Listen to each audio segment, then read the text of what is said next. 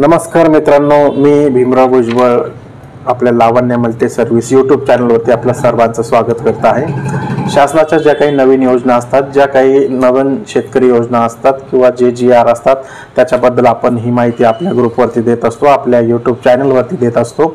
तर कृपया मी सर्वांना विनंती करेल की सर्वांनी चॅनलला सबस्क्राइब करावं। सबस्क्राइब केल्यामुळे काय होईल की जे काही मी रेग्युलर व्हिडिओ टाकत आहे ते तुम्हाला येतील आणि त्याची तुम्हाला माहिती सुद्धा मिळेल। तसेच तुम्हाला कोणत्या योजनेची किंवा कोणत्या गव्हर्नमेंटच्या शासनाच्या योजनेच्या तुम्हाला माहिती हवी आहे त्याची मला तुम्ही कमेंट्स करावी, जेणेकरून मी तुम्हाला त्याचा व्हिडिओ व संपूर्ण माहिती घेऊन त्याचा व्हिडिओ बनवेल व तुमच्यापर्यंत पोहोचवेल। त्यामुळे कृपया करून यूट्यूबला आपल्या यूट्यूब चॅनलला सबस्क्राइब करा, लाईक करा आणि शेअर करा। शेअर केल्यामुळे काय होईल की आपला जो व्हिडिओ आहे, ज्यांना गरज आहे त्यांच्यापर्यंत आपले व्हिडिओ पोहोचतील।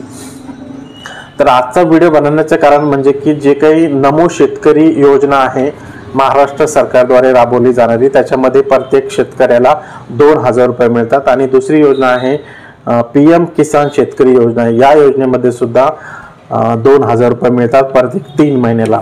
तर ह्या दोन्ही योजना महाराष्ट्रामध्ये चालू आहेत।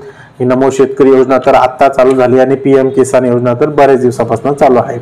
तर ह्या दोन्ही योजनेचे हप्ते तुम्हाला जर चालू ठेवायचे असतील किंवा तुमचे चालू झालेले आहेत, सध्या वेबसाईटचा भरपूर इश्यू आहे। PM किसान योजनेबद्दल बरेच जण मला विचारत आहे की रजिस्ट्रेशनची काय प्रोसेस आहे, रजिस्ट्रेशन केल्यानंतर आमचे अप्रूव्हल कधी येईल। नवीन ज्यांना अप्लाय करायचे त्यांच्यासाठी सांगतोय, PM किसानची वेबसाईटचे बरेच प्रॉब्लेम आहेत, कारण की त्यांना जे डॉक्युमेंट आपण पाठवतो अपलोड करणं, त्याच्यामध्ये फक्त 200 KB ची फाईल आहे आणि ते सांगतात की आधार कार्ड 712-817 फेरफार नंबर आणि कोणाच्या नावावर जमीन झाली त्याचं आधार कार्ड, एवढे 7-8 डॉक्युमेंट 200 KB च्या आत बनत नाहीत।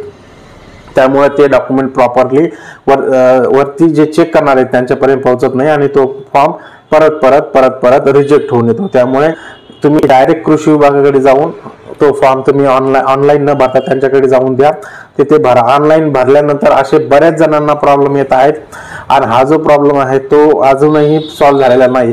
कमीत कम तिथे 2 MB पर्यंत साईज फाईल होते, जेणेकरून आपल्याला सर्व डॉक्युमेंट अपलोड करता आले असते व प्रॉपर रजिस्ट्रेशन करता आलं असतं। त्यामुळे PM किसानचं रजिस्ट्रेशन तुम्ही ऑनलाईन केलंय आणि केल्यानंतर तुम्ही जर तुमचा फॉर्म पुन्हा रिजेक्ट होऊन येतोय तर एकदा तुम्हाला तिथेच इन्क्वायरी करावं लागेल, कारण की ऑनलाईन एवढे डॉक्युमेंट अपलोड होत नाहीत।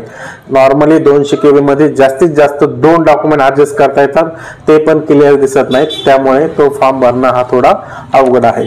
दुसरं, ज्यांना PM किसानचे चालू आहेत त्यांना नमो शेतकरीचे ऑटोमॅटिक चालू झालेत, कोणतीही KYC गरज नाही, कोणताही फॉर्म भरण्याची गरज नाही, त्यामुळे त्यांना ते पैसे ऑटोमॅटिक चालू झालेले आहेत।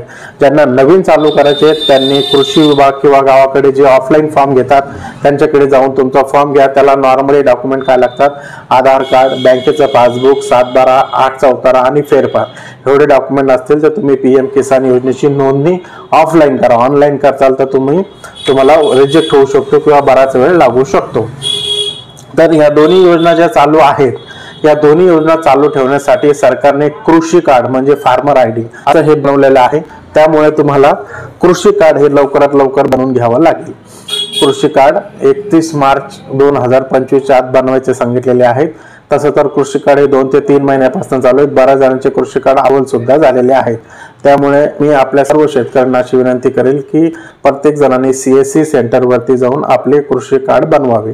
कृषी कार्ड बनवल्यानंतर ते अप्रूव्ह होतील आणि अप्रूव्ह झाल्यानंतर पुढील ज्या काही 2 योजना आहेत त्या दोन्ही योजना तुमच्या चालू राहतील। अन्यथा तुमचे कृषी कार्ड अप्रूव्हल झाली नाही तर या दोन्ही योजना बंद का झाल्या तर तुम्हाला हा प्रॉब्लेम येईल आणि तुम्ही म्हणाल की आपले जी रेग्युलर योजना चालू त्या बंद का झाल्या। त्यामुळे कृषी कार्ड लवकरात लवकर काढून घ्या आणि आपल्या ज्या दोन्ही योजना आहेत त्या चालू ठेवा, हे सांगायचं होतं। धन्यवाद।